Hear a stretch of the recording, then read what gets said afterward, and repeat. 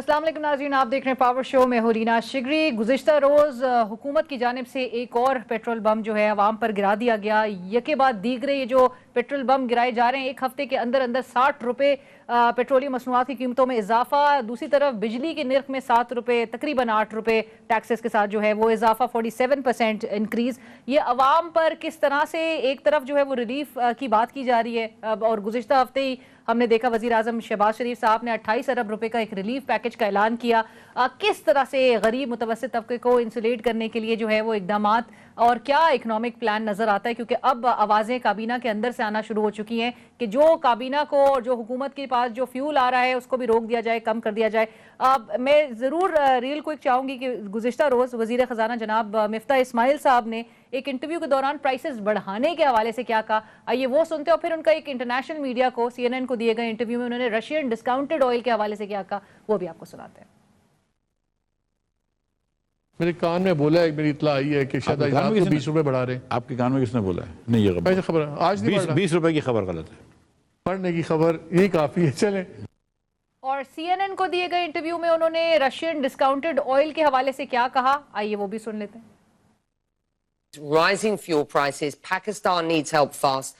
The government then open to buying oil and wheat from Russia, correct? The previous government wrote a letter to Russian Federation.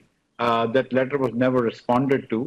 The Russia has also not offered us any oil, and it's now under sanctions. So it really, it's very difficult for me to imagine buying Russian oil.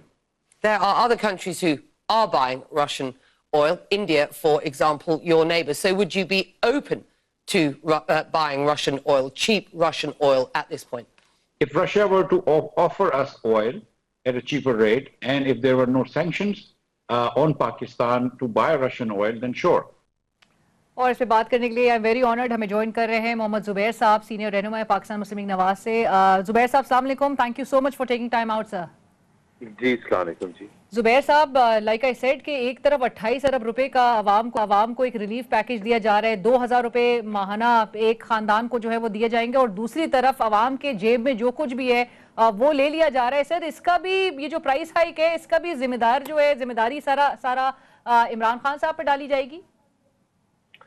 बिल्कुल इमरान खान पर डाली जाएगी। और पहले तो मुझे ये जो इतराज है ना, ये जिसने भी इजाद किया था पेट्रोल बम क्या होता है पेट्रोल बम? सर मतलब एक बर्डन है यहाँ पे डरा देती है ना वो एक ऐसा, तो ये तो आवाम को बराह रास्त आवाम का इस पे एक इम्पैक्ट आ रहा है।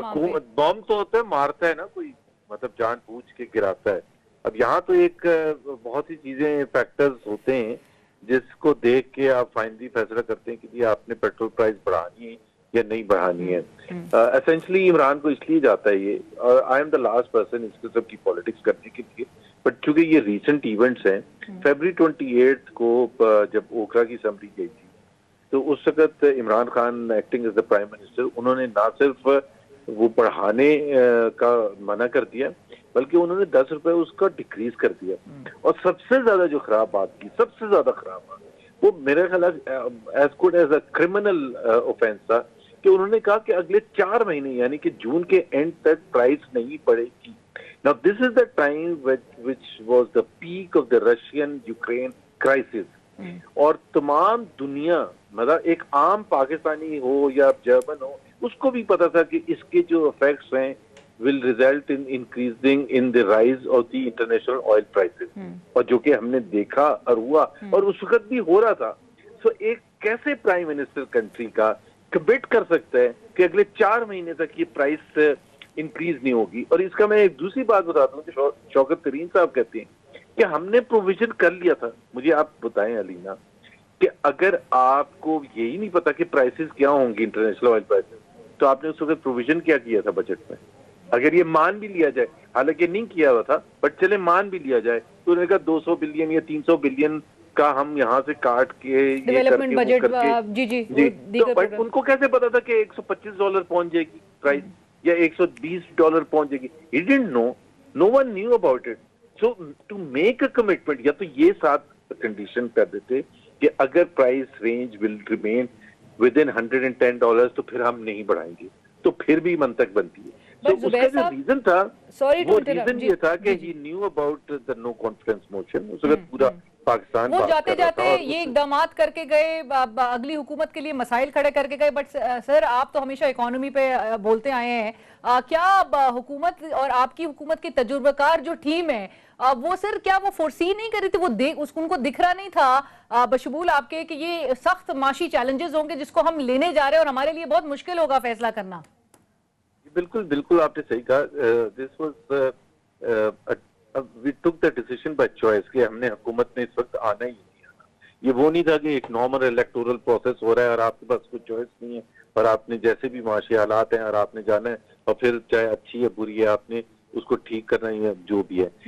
इधर we were making a choice कि जी ये आएंगे, हमारे नजदीक बहुत से इम्प्लीकेशन थे vote of no confidence successful होने के। उसमें से एक बहुत इंपॉर्टेंट, मेरा ख्याल है सबसे ज्यादा important factor was the economic consequences कि जी इकोनॉमिक कॉन्सिक्वेंसेस जो सर, होंगे इकोनॉमिक और उसकी वजह कॉन्सिक्वेंसेस से को, बट डोंट यू थिंक कि पसे पुश लेके जाया जा चुका था और ज्यादातर पॉलिटिकल बैटल्स पे ही फोकस किया जाता, सियासी बैटल्स थी, इक्तदार पे आना था और उसके माशी रेपिकशंस जो है वो नहीं देखे जा रहे थे। बिकॉज कहाँ अभी सवाल उठ रहा है, कहाँ है हुकूमत की और ये जो तजुर्बेकार टीम का बार बार जिक्र किया जा रहा है, कहाँ एक्सपीरियंस टीम?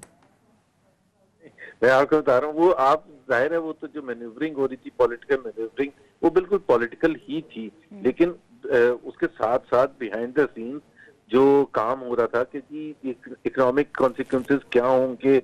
ऑलरेडी जब हम जाहिर है मार्च का एंड हो गया, अप्रैल का शुरू हो गया था, तो हमें अंदाजा हो गया था कि हमने पेट्रोल के सिलसिले में क्या करना है, बिजली के सिलसिले में क्या करना है। प्राइस राइज ऑलरेडी 12.7% थी मार्च के एंड में इन्फ्लेशन रेट, जो बढ़ के फिर 13% तक पे तो ये छोड़ के जा रहे थे सर। जी जी, ये अभी 13.8% पे आ गई और एसपीआई भी अभी वीकली जो सेंसिटिव प्राइस इंडेक्स है दैट इज एट 20%।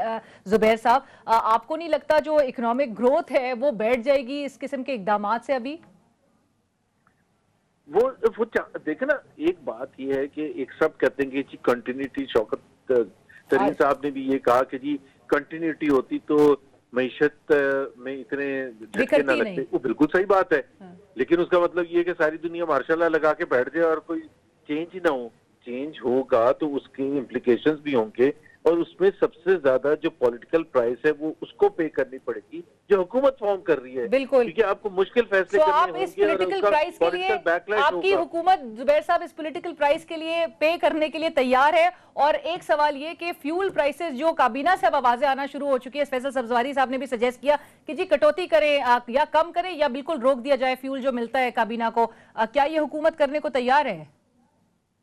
तो देखिए, सिंबॉलिक चीजें जरूर करनी चाहिए, लेकिन सिंबॉलिक चीजों को करने से एक फायदा भी होता है और एक नुकसान भी होता है। बहुत बड़ा नुकसान क्या होता है कि जब आप इस किस्म की जब चीजें करते हैं, इक़दाम उठाते हैं, तो लोगों को ऐसा तासुर मिलता है कि इसकी वजह से अब लोगों में बेहतरी आएगी।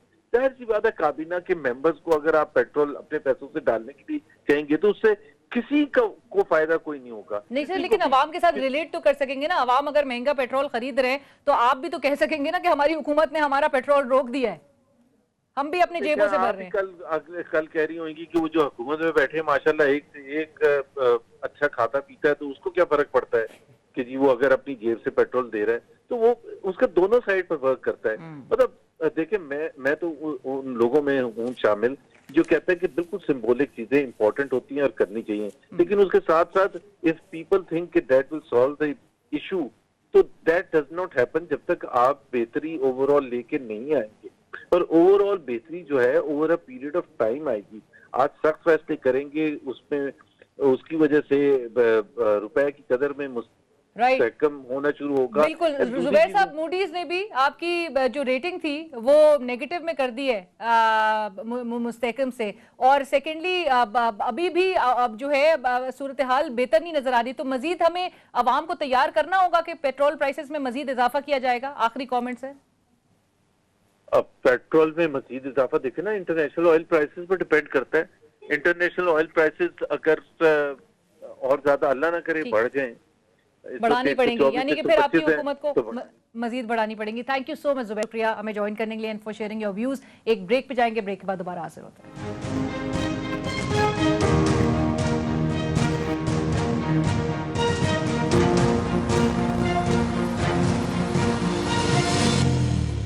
नाज़रीन welcome back after the break. Petroleum मसनूआत में एक हफ्ते के दौरान, एक हफ्ते के अंदर 60 रुपए का होश अरबा एक रिकॉर्ड इजाफा, और साथ साथ एक रिसर्च हाउस की सर्वे का मैं जिक्र जरूर करना चाहूंगी यहाँ पे रियल क्विक, जिसमें से 10 में से 6 पाकिस्तानी जो हैं उन्होंने रिजेक्ट किए हैं तमाम आर्गूमेंट जो कि PMLN की जानिब से और उनकी हुकूमत की जानिब से, जो PDM की हुकूमत है उनकी जानिब से फ्यूल प्राइसेस को बढ़ाने पर जो जस्टिफिकेशन दी जा रही है उसको पाकिस्तानियों ने उस पर रद्द अमल का इजहार किया है। और वो मैं चाहूँगी कि सर्वे जो है हम आपको अपनी स्क्रीन पे भी दिखा सकें कि जब उनसे पूछा गया कि जी इस वक्त पेट्रोल डीजल की कीमत का बढ़ाना नागुज़ीर मजबूरी है, ये मुल्क के लिए मजमूई तौर पर अच्छा होगा, तो इसमें से सिर्फ 19% जो है पाकिस्तानियों ने इससे अग्री की इस बात से, और 62% ने बिल्कुल रिजेक्ट कर दिया इस बात को कि जी मुश्किल फैसले जो इस वक्त लिए जा रहे हैं वो उनके लिए बेहतरी साबित कर सकेंगे।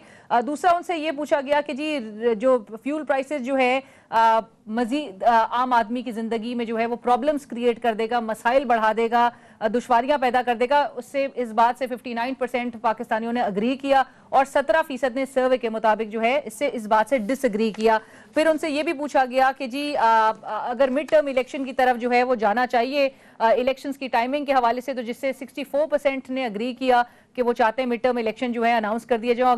गवर्नमेंट कितनों का ख्याल था कि हुकूमत को अपनी मुद्दत मुकम्मल करनी चाहिए, तो उसमें से सिर्फ 36% ने इस बात से अग्री किया। इसके साथ साथ ये सर्वे जो है अगेन ये बहुत ज़्यादा कुछ प्रूव नहीं करता कि ओवरऑल पाकिस्तानी जो है पूरे मुल्क की जो 233 मिलियन जो आबादी है वो क्या सोच रही है, लेकिन ये इप्सॉस का जो सर्वे था इसका मैं हवाला ज़रूर देना चाहिए थी। बहरहाल कीमतें बढ़ाई गई, आम आदमी ऑब्वियसली इसका एक ट्रिकल डाउन इफेक्ट देखा जाएगा क्या क्या हो रहा है। मूडीज की जो रेटिंग्स है बिलखसूस वो आम आदमी उसको किस तरह से क्या समझ रहा है, उससे डाउनग्रेड करना पाकिस्तान को एक स्टेबल से उसको नेगेटिव करना पाकिस्तान की मईशत के आउटलुक को, इस हवाले से हम बात करेंगे। हमें ज्वाइन करें renowned economist, I am very honoured, doctor Farrukh Saleem साहब इस प्रोग्राम में शरीक हो रहे हैं, और हमें साथ साथ ज्वाइन कर रहे हैं रीनाउंड इकोनॉमिस्ट मुजम्मिल असलम साहब जो कि साबिक तर्जुमान भी रह चुके हैं वजारत खजाना के। अस्सलाम वालेकुम मुजम्मिल साहब, थैंक यू सो मच, आपने भी हमें ज्वाइन करा। सबसे पहले डॉक्टर साहब आपसे मैं गुफ्तगू का आगाज इस बात से करना चाहूंगी कि अच्छा मैं मुजम्मिल साहब की तरफ बढ़ूंगी पहले। मुजम्मिल साहब, जो आज प्रेस कॉन्फ्रेंस हो रही थी, मुसद्दिक मलिक साहब और जो शाहिद खाकान अब्बासी साहब बात कर रहे थे, इस पर जो है मैं आपका पहले रद्द-ए-अमल चाहती हूँ और फिर मैं चाहती हूँ कि हम इस प्राइस हाइक के भी हवाले से पूछे आपसे कि इस पर आवाम पे क्या असर होगा। शाहिद खाकान अब्बासी साहब कहते हैं कि गुज़िश्ता हुकूमत में 30 रुपए माहाना लेवी और 17 रुपए जो है सेल्स टैक्स था, आज लेवी है नहीं है और ना ही सेल्स टैक्स लिया जा रहा है। आज अवाम से पूरी कीमत वसूल नहीं की जा रही, और साथ साथ उन्होंने ये भी कहा कि जिस कीमत पे पेट्रोल ले रहे हैं उससे कम पर ही हम बेच रहे हैं। क्या कहेंगे आप? देखें, अब इनकी बातों पे क्या कहें, इनकी पुरानी बातों पे कोई रद्द अमल है, नई बातों पे आपके सामने ही है। ज्यादा दूर नहीं, कुछ सालों पहले बातें नहीं की थी, चंद जिसे कहते हैं 8-10 हफ्ते 12 हफ्ते पहले ही शाहिद खाकान अब्बासी साहब ने भी जब नैब की पेशी के बाद आके हुकूमत ने जब आखिरी दफा फरवरी में कीमत बढ़ाई थी, तो इनको उस वक्त भी पता था कि पेट्रोलियम लेवी जो है 0 के करीब है और जो है सेल्स टैक्स भी 0 है, लेकिन उस वक्त ये कहते थे कि इमरान खान और उसकी हुकूमत आवाम से जुल्म कर रही है। तो मुझे ये बताएं कि ये पहली दफा ऐसे चार्जशीट बना रही है कोई हुकूमत जो खुद महंगाई जो पहला वो है पेट्रोलियम और बिजली मसनूआत की कीमतें बढ़ती हैं, पूरे मुल्क में महंगाई होती है। दूसरी तरफ सबसे अहम है, लेकिन ये ना या तो इनका कम्पिटेंसी का इशू है या ये समझते हैं कि पाकिस्तान में जो है ना कोई मतलब समझदार आदमी नहीं है जो इनकी तफिंग को पकड़ ना सके। अभी ना 15 अप्रैल, हालांकि हमारी हुकूमत तो 10 अप्रैल को खत्म हो गई थी वोट ऑफ नो कॉन्फिडेंस, 15 अप्रैल को जब पेट्रोलियम मसनूआत की कीमत बढ़ाने के लिए मुसद्दिक मलिक और शाहिद खाकान अब्बासी और मिस्टर इस्माइल और शहबाज शरीफ साहब थे, तो उस वक्त इनके सामने जब समरी आई थी तो वो समरी ये बताती है कि पेट्रोल पे 24 रुपए पीडीसी था, यानी कि ये जो सब्सिडी थी, और डीजल पे 41 रुपए थी। और अब मुझे आप बताएं कि कुल मिला के अब तक 60 रुपए इन्होंने डीजल और पेट्रोल में बढ़ा लिया, यानी कि 24 रुपए अगर 60 से माइनस कर दें तो 36 रुपए ये किसकी लैंड माइन थी, और डीजल की 20 रुपए की ये किसकी लैंड माइन थी। और इसके बाद और सुनने इजाफा कि अभी भी मजीद सब्सिडी खत्म नहीं हुई, पेट्रोल में अभी भी 10 रुपए की बाकी है और डीजल में 23 की बाकी है। यानी कि 46 रुपए इनके 7 हफ्तों की जो हुकूमत है उसमें डीजल की और सॉरी पेट्रोल की और तकरीबन जो है आपका समझ लें कि 70 रुपए के करीब जो है डीजल की कीमतें बढ़ी, जो इनके टाइम पे बढ़ी। लेकिन या तो इनको पता नहीं है, इतने समझदार नहीं है, या हम सारों को बेवकूफ समझते हैं। अच्छा, ये मेरा डाटा नहीं है, ये डाटा है और जो है मैं आप अगर अभी तो मैं व्हाट्सएप कॉल पे हूँ आपके साथ, तो वो आपको व्हाट्सएप कर देता, आप अपने नाज़रीन के लिए चला भी देती कि 30 मार्च को कितना था, 15 अप्रैल को कितना था। दूसरी बात है जी, एक और चीज सबसे अहम है, अब ये कहते हैं कि हमारे लिए नागुज़ीर हो जाता है ये बढ़ाना। आपको पता है कि ये पेट्रोल और डीजल की कीमत बढ़ने की वजह ये है कि रिफाइनरी के मार्जिन बहुत बढ़ गए, 50% से ज्यादा बढ़ गए। बिल्कुल। पाकिस्तान में 55% डीजल जो है रिफाइन होता है और 27% पेट्रोल। बिल्कुल। इनके जो प्रॉफिट्स हैं वो 8-10 गुना हो गए। अगर हुकूमत इनके प्रॉफिट को कैप कर देती तो शायद ये 30-30 रुपए बढ़ाने में पड़ते, 10-10 रुपए 12-12 रुपए 2 दफा बढ़ाते और इनका काम हो जाता। अच्छा, मैं यही चीज आज क्योंकि सेनेट में शौकत तरीन साहब ने भी इसका जिक्र किया कि भाई बिल्कुल इग्नोर कर दिया आपकी लोकल रिफाइनरीज को जो कि केटर करती थी आपकी जो कंजम्पशन है डीजल की। डॉक्टर फरूक सलीम साहब हमारे साथ है। डॉक्टर साहब, सबसे पहले तो आपका रद्द अमल क्या होगा? अवाम पे ये बर्डन जो है वो मुसलसल एक और ये तो बल्कि कह के आए थे कि अवाम को रिलीफ देने के लिए आ रहे हैं और महंगाई मुकाओ, इनका एक मार्च नजर आया। How do you look at this price hike doctor साहब? जो बिजली के नर्ख में 47% जिस तरह से महंगा किया गया है बिजली को, और पेट्रोलियम मसनूआत में 60 रुपए, मतलब यके बाद दीगरे एक पेट्रोल बम गिर रहा है डॉक्टर साहब हम पे। ये आप दुरुस्त कह रहे हैं अलीना। आप देखिए पिछले कोई 2.5-3 सालों से पाकिस्तानी अवाम जो है वो एक महंगाई की चक्की में पिस रहे हैं और अब उसके ऊपर आप सोचिए कि 30 रुपए एक दफा, फिर 30 रुपए दूसरी दफा, और पेट्रोल और डीजल की कीमत अलीना जब भी बढ़ती है तो आप सोचिए कि महंगाई का एक नया तूफान जो है वो आ जाता है। हर चीज जो मईशत में है उसकी कीमत जो है वो बढ़ने लगेगी। खास तौर पे जब डीजल की कीमत बढ़ती है तो फिर आप सोचिए कि पब्लिक ट्रांसपोर्ट के जो हैं उनके किराए बढ़ने लगते हैं। जो ट्रक से सब्जी आ रही है, गोश्त आ रहा है, आटा आ रहा है, चीनी आ रही है, फार्म से शहर तक जो फ्रूट आ रहा है, हर चीज का एक वो ट्रांसपोर्टेशन का एलिमेंट है। आज जो अदाद-ओ-शुमार आए हैं, कता कलामी की माफी, लेकिन वीकली एसपीआई के जो आए हैं अदाद-ओ-शुमार 20% वीकली एसपीआई जो है इस वक्त आपकी स्टैंड कर रही है। वो सेंसिटिव प्राइस इंडेक्स कहलाता है, जिसके अंदर जो है वो जरूरी अशिया की बास्केट है, और उसके साथ साथ जो कंज्यूमर प्राइस इंडेक्स आया था कुछ दिन पहले वो 13.8 था। अब इसका मतलब ये है बहुत हाई है और वो मजीद बढ़ जाएगी। अभी पेट्रोल और डीजल का जो कीमतें बढ़ी हैं वो जो आपने अदाद-ओ-शुमार बताए हैं वो उसमें शामिल नहीं है। मेरा ख्याल ये है कि जो कंज्यूमर प्राइस इंडेक्स 13.8 पे है वो कहीं 16 या 17% पे जाके रुकेगी अगर ये पेट्रोल और डीजल की कीमत उसके अंदर डाल लेते हैं। अच्छा, अब ये तो हमने बात कर ली अवाम की। अब दूसरी तरफ हुकूमत है।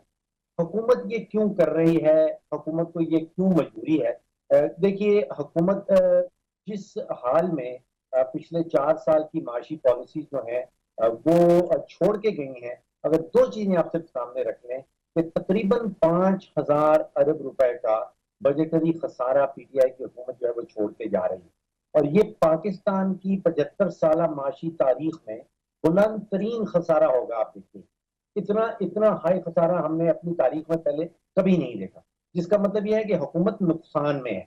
खसारे का मतलब यह है कि उनके पास खजाने में पैसा नहीं है। अब जब फरवरी की 28 तारीख को जानते समझते हुए साबिक वजीर आज़म साहब को पता था कि 5,000 अरब का खसारा होने चला है, उनको ये मालूम था कि खजाने में पैसा नहीं है, तो उन्होंने आप सोचिए 3 से 4 अरब रुपए की रोजाना की बुनियाद के ऊपर एक सब्सिडी का ऐलान कर दिया। अब वो सियासी फैसला था, उसके पीछे माशी हकीकत कुछ नहीं थी। वो बन जाता है कुछ 100-125 अरब रुपया महीने का। अगर आप सोचिए कि वो साल के ऊपर आप उसको एनालाइज करते हैं तो वो कहीं 1400-1500 अरब रुपया बनता है। भाई, हमारा तो डिफेंस का बजट साल का इतना नहीं है। इतनी बड़ी सब्सिडी का ऐलान कर देना जानते समझते हुए कि खजाना खाली है, 5,500 अरब का जो है वो बजट का खसारा होने चला है, अब आती है अप्रैल 11 को फिर नई किसी हुकूमत। फोरम से मंजूरी लिए, आज मुसद्दिक मलिक साहब भी ये बात कह रहे थे। अब फिर अप्रैल की 11 तारीख को आप सोचिए कि मियां शहबाज शरीफ साहब उठाते हैं हल। अब जब आपके पास 5,000 अरब का तिजारती बजट का खसारा हो, कोई 45 अरब डॉलर का आपका तिजारती खसारा हो, जो अगेन तारीखी है, वो भी पाकिस्तान की तारीख में बुलंद तरीन तिजारती खसारा होने चला है। अब आपके पास क्या चॉइसेस है? तो literally the government has no good choice. वो कहते हैं कि आपके पास कोई अच्छी चॉइस नहीं, आपने चुनना है। और जो चुनाव है वो है या तो डिफॉल्ट करना है मुल्क ने, और या आप पेट्रोल और डीजल की कीमतें बढ़ाएं। ये दो डॉक्टर साहब, चॉइस। आपने भी ये बात कही और इवन अपने आर्टिकल में भी कि ये जो नेशनल असेंबली है ये डिसॉल्व होती है तब भी पाकिस्तान डिफॉल्ट करता है। इसके साथ साथ जो आपने 2-3 इसमें काफी आपने कहा करंट गवर्नमेंट जो है वो घर भेजी जाती है तब भी पाकिस्तान डिफॉल्ट करता है। तो ऐसी सूरत हाल में क्या इस मौजूदा हुकूमत को डॉक्टर साहब नहीं पता था कि बड़ी सख्त माशी चैलेंजेस का इनको सामना करना पड़ सकता है? क्या ये बेखबर थे जब ये लॉन्ग मार्च कर रहे थे? नहीं, मैं नहीं समझता हूँ कि ये बेखबर थे। शायद अवाम को ऐसा तासुर दें कि हम बेखबर थे। ये तो हर एक को पता था कि जो सब्सिडी का ऐलान किया गया है ये सस्टेनेबल नहीं है। ये जो भी नई हुकूमत आएगी उसको वापस लेनी होगी, और अगर हुकूमत पीटीआई की कंटिन्यू भी करती तो वो भी सस्टेनेबल नहीं था। और फिर आप सोचिए कि इस वक्त जो आप इकदाम देख रही हैं, ये वादे पीटीआई की हुकूमत आईएमएफ से पहले कर चुकी थी। जून का बजट अगर आप खोल के देखें, जून 2021 का, तो उसमें पीटीआई की हुकूमत ने आईएमएफ से वादा किया था कि वो 30 रुपए फी लीटर पेट्रोल और डीजल के ऊपर पेट्रोलियम लेवी यानी कि इजाफी टैक्स लगाया जाएगा, और वो 610 अरब की फिगर उस बजट में मौजूद है। उसके बाद अगर आप निकाल के देखिए, नवंबर 2021 शौकत तरीन साहब जो साबका वजीर खजाना है, उन्होंने पब्लिकली ऐलान किया था कि हम हर महीने 4 रुपए फी लीटर इजाफी टैक्स लगाएंगे जब तक वो 30 रुपए पे नहीं पहुंच जाता। लेकिन फिर ये मैं बिल्कुल डॉक्टर साहब, मुझे एक ब्रेक लेने का इशारा दिया जा रहा है। मैं ब्रेक पे मैं चाह रही हूँ मुजम्मिल असलम साहब भी चूंकि हमारे साथ प्रोग्राम में मुजम्मिल असलम साहब से इस पर जरूर उनका रद्द-ए-अमल और उनका कमेंट जरूर ले लें कि भाई इनको पता था हालात इस तरफ लेके जा रहे हैं और अगली हुकूमत जाते जाते अगली हुकूमत के लिए मजीद चैलेंजेस खड़ा करके जाना कहाँ की इंसाफी थी। एक ब्रेक और ब्रेक के बाद हाजिर होते हैं।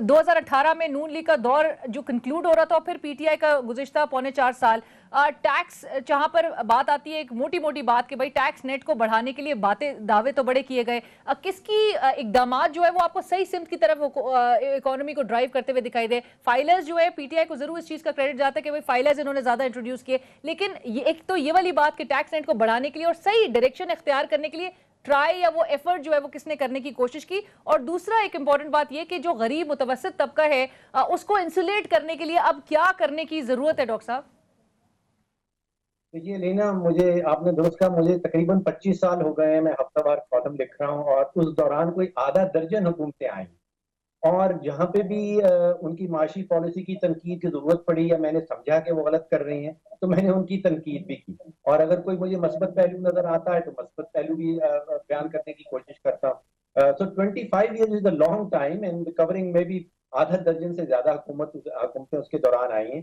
देखिए, एक आपने जो आइसोलेशन की बात की, वो पीटीआई की हुकूमत के दौरान जिस तेजी से वो बेनजीर इनकम सपोर्ट फंड जो कहलाता था फिर एहसास प्रोग्राम बन गया, उसमें इतनी तेजी से इजाफा कभी किसी हुकूमत के दौरान नहीं हुआ। वो बहुत जबरदस्त इम्पैक्ट, यानी कि जो गरीब तरीन तबकात हैं उनको आप सब्सिडी देने की कोशिश कर रहे हैं, उनको आप आइसोलेट करने की कोशिश कर रहे हैं कि उनके ऊपर महंगाई का बोझ ना पड़े।